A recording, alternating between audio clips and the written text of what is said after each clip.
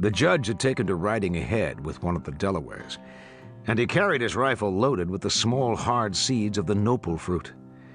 And in the evening he would dress expertly the colorful birds he'd shot, rubbing the skins with gunpowder and stuffing them with balls of dried grass and packing them away in his wallets. He pressed the leaves of trees and plants into his book, and he stalked tiptoe the mountain butterflies with his shirt outheld in both hands, speaking to them in a low whisper. No curious study himself. Toadvine sat watching him as he made his notations in the ledger, holding the book toward the fire for the light. And he asked him what was his purpose in all this. The judge's quill ceased its scratching. He looked at Toadvine, then he continued to write again. Toadvine spat into the fire. The judge wrote on, and then he folded the ledger shut and laid it to one side, and pressed his hands together and passed them down over his nose and mouth, and placed them palm down on his knees. "Whatever exists," he said, "whatever in creation exists without my knowledge, exists without my consent." He looked about at the dark forest in which they were bivouacked.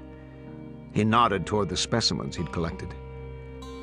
"These anonymous creatures," he said, "may seem little or nothing in the world, yet the smallest crumb can devour us. Any smallest thing beneath yon rock out of men's knowing.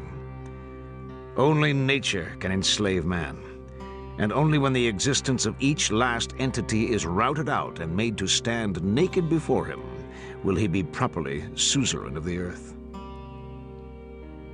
"What's a suzerain?" "A keeper or overlord." "Why not say keeper then?" "Because he is a special kind of keeper.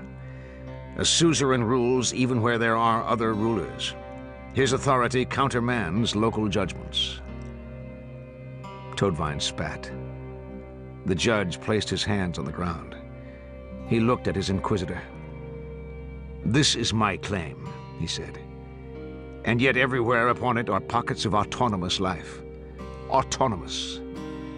In order for it to be mine, nothing must be permitted to occur upon it save by my dispensation."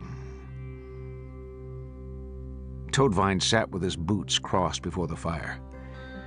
"No man can acquaint himself with everything on this earth," he said. The judge tilted his great head.